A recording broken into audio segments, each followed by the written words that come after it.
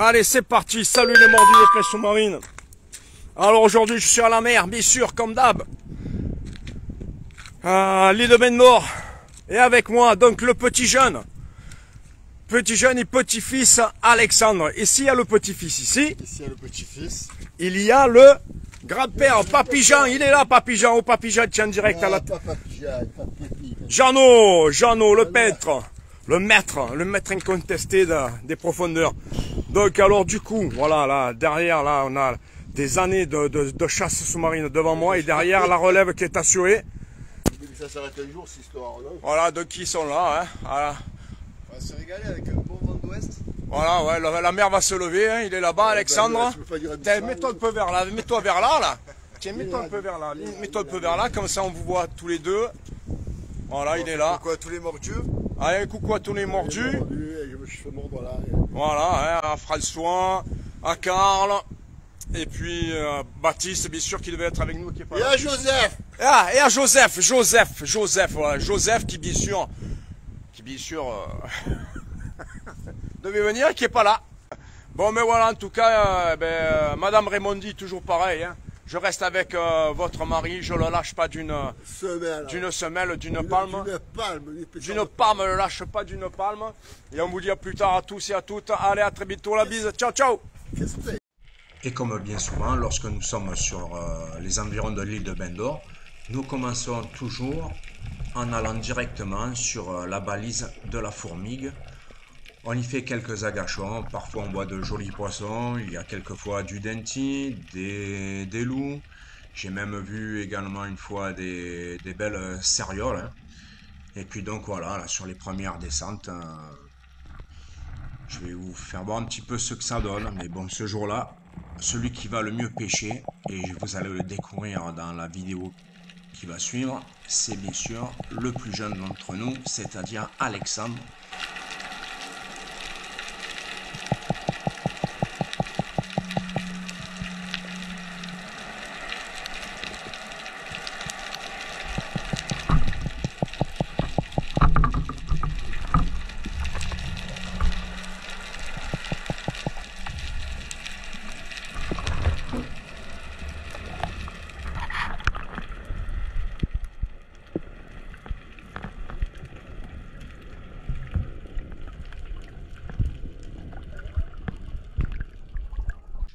Comme je l'ai dit dans mon précédent commentaire, c'est Alexandre, c'est-à-dire le petit-fils de Jean, qui fera la plus belle pêche ce jour-là. Donc il a une très bonne apnée, et depuis quelque temps, comme vous pouvez le voir à l'écran, hein, il a acheté une arbalète pneumatique, un 120, et moi je pensais qu'un 120 c'était la longueur du tube. En fait, c'est la dénomination du fusil, qui est 120, et je pense que ça doit être l'équivalent d'une longueur de 120 cm en sando classique. Et là, comme vous le voyez, le SAR est quand même assez loin.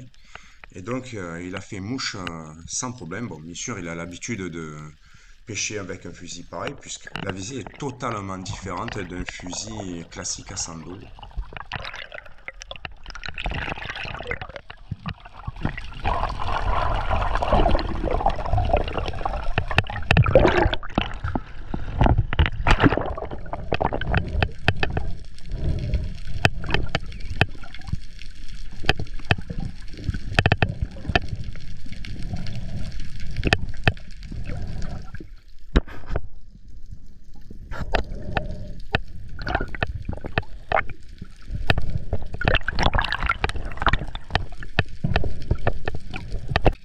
Et puis dernièrement, donc, sur le groupe Facebook sur lequel je suis un des administrateurs, souvent je vois des gars qui viennent, qui nous demandent comment ils pourraient améliorer leur pêche avec des fusils beaucoup plus longs. Et bien ce jour-là, donc on va peut-être pas le voir à l'écran, mais là il y a un très beau chapeau, et Alexandre va le prendre avec un fusil en 50 cm.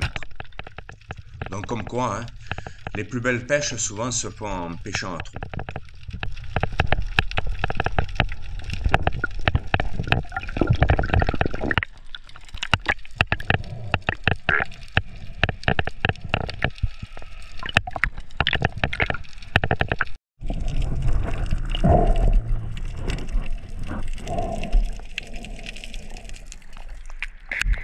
Un joli poisson pour Alex. un magnifique chapeau. Putain, bravo.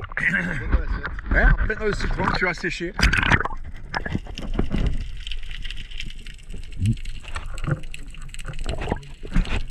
Hein? Voilà.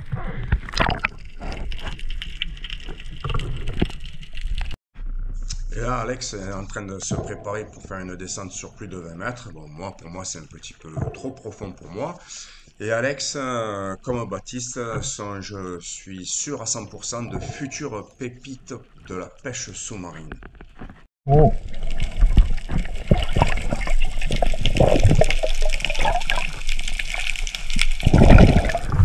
Voilà.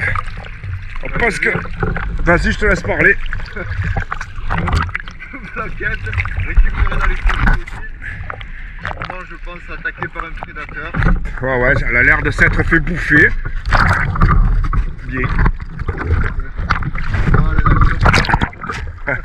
Eh ouais, je t'ai vu descendre sur un truc blanche, peut-être que tu venais de décrocher le poisson, mais non. Il était crevé, ouais. Mais je pense que ça fait... Et là, quand tout à l'heure tu allais rechercher ta bouée, eh ben il m'est passé encore un banc comme ça. Regarde, celle-là, on l'a vu. Eh ouais. Qu'est-ce que c'est la tache orange? Ça veut dire qu'elle mange beaucoup de crabes. Ah d'accord.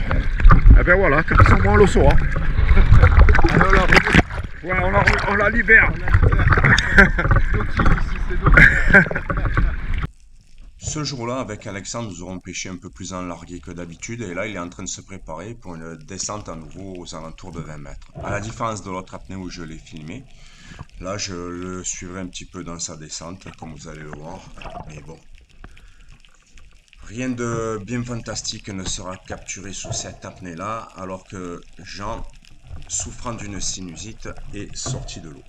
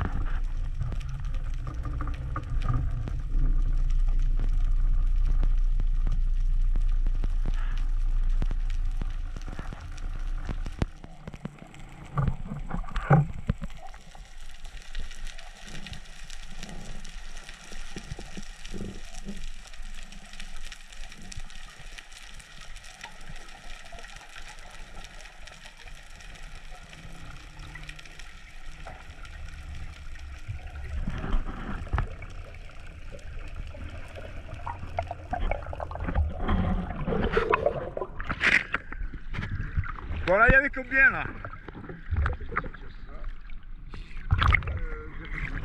18-20? 18-28? Putain, il te donne jusqu'au centimètre? Il te donne jusqu'au centimètre? 18,8 cm, ouais. Ah, 18 mètres, c'est bien ça? 18 mètres et 8 cm. Et 18,8, ça fait 18 mètres 80. Ouais. Oh là là! Tu es fatigué, hein? Là, c'est fatigant de descendre et de rien voir. Ouais. En tout cas, belle apnée, belle descente, Alex. Et donc, comme je vous le disais au début de la vidéo, hein, donc c'est avec des petits fusils qu'Alexandre aura fait une très belle pêche. Là, comme vous pouvez le voir, il est descendu ragué avec un fusil de 50 cm, vous allez le voir. Hein. Il va faire un très joli sard. Et si je peux donner un conseil aux débutants, eh ben, n'oubliez pas quand vous partez d'avoir toujours avec vous un second fusil beaucoup plus petit qui sera beaucoup plus maniable lorsque vous pêcherez à trou.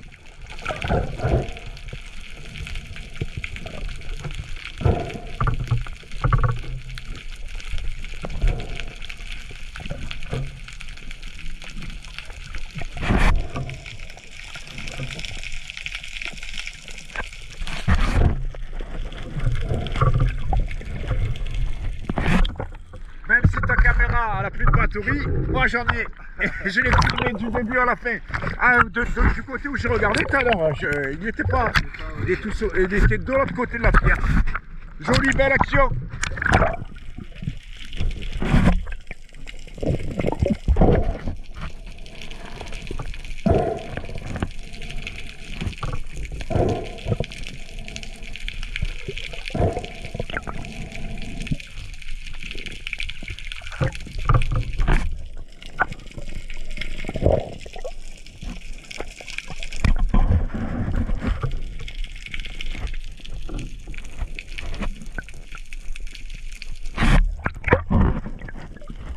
Belle action. L'avantage du 50. Chaque fois j'entends ton fusil, le coup de fusil. Putain, ouais, c'est...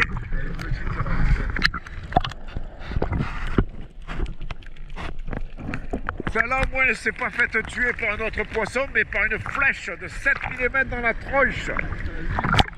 8 mm, ouais, ben... Peut-être un peu trop pour elle.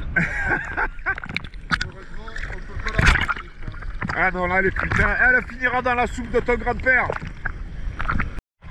Et sur cette dernière vidéo, Alexandre m'a passé son arbalète pneumatique. Un des inconvénients de l'arbalète pneumatique, c'est qu'on ne peut pas la décharger autrement qu'en tirant.